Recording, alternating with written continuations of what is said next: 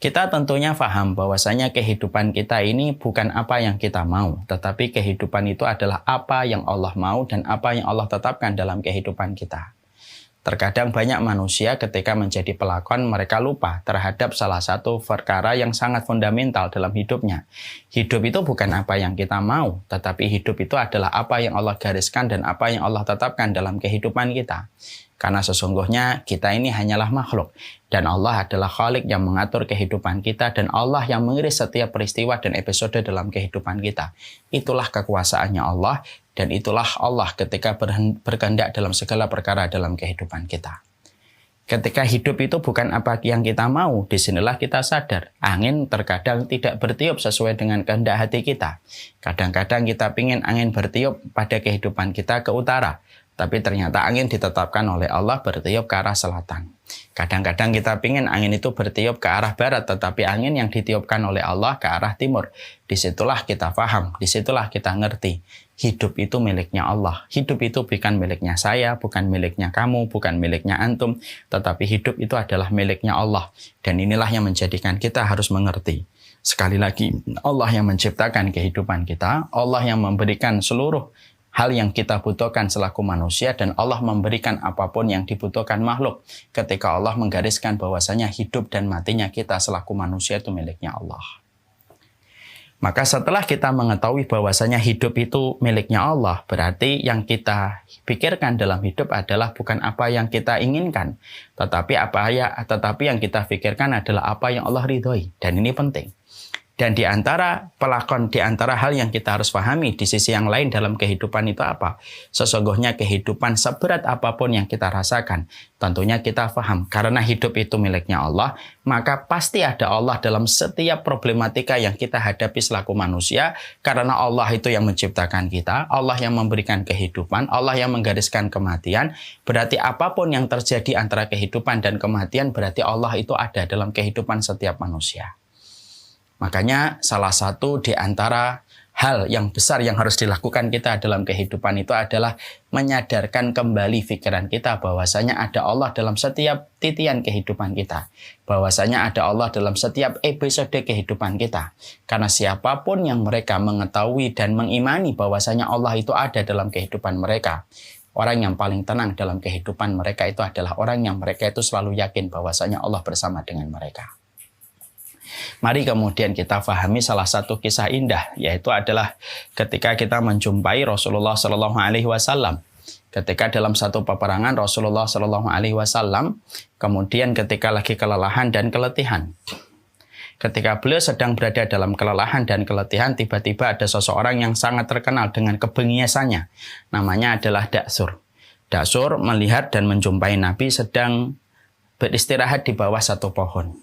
Maka kemudian Daksur mengendap-endap dengan pedangnya yang sudah terkenal bagaimana track recordnya Daksur ketika membunuh banyak orang di medan peperangan.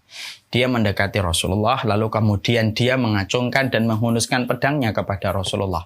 Lalu dia berkata, siapa yang akan menghalangi kamu dari pedangku ini, wahai Muhammad? Rasulullah yang saat itu sedang istirahat karena kelelahan di dalam peperangan, Rasulullah kemudian tersentak sebentar, lalu melihat Daksur. Lalu kemudian segenap langsung Daksur, ketika Rasulullah melihat Daksur sudah menghunuskan pedangnya dan siap untuk mengebaskan pedang itu kepada beliau, maka pertanyaan itu dijawab oleh Rasulullah dengan tenang, tetapi penuh dengan keimanan. Yang akan melindungi aku adalah Allah Subhanahu wa Ta'ala.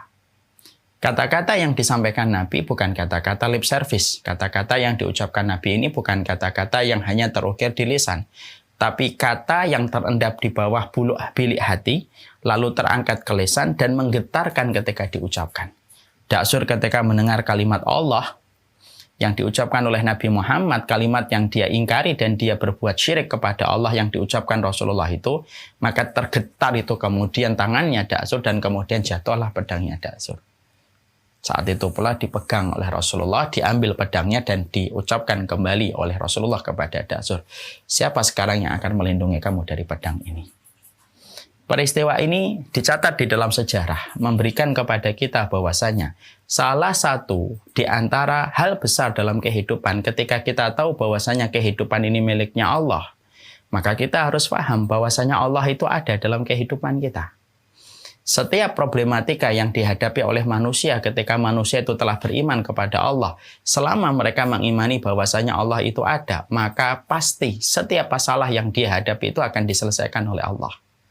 Bahkan ucapan seorang Nabi Muhammad ketika mengatakan kepada Daksur yang telah mengancamnya di hadapannya dan akan siap untuk mengayunkan pedangnya, dan dia terkenal dengan track record dengan kekejaman dan kebengisannya, ketika Nabi mengucapkan Allah yang datang dari bilik hati yang paling dalam, terangkat dengan jiwanya, tergores, kemudian terpancar dalam ucapannya, menjadikan Daksur itu kemudian akhirnya jatuh pedangnya, dan menjadikan akhirnya kita mendapati sebuah pelajaran besar ketika pada saat itu kita mendapatkan episode ini dari Rasulullah. Allah itu adalah sumber kekuatan dalam kehidupan setiap manusia, selama manusia tahu bahwasanya Allah adalah sumber pertolongan dalam kehidupan kita selaku makhluk yang lemah. Ini yang kemudian harus kita pahami.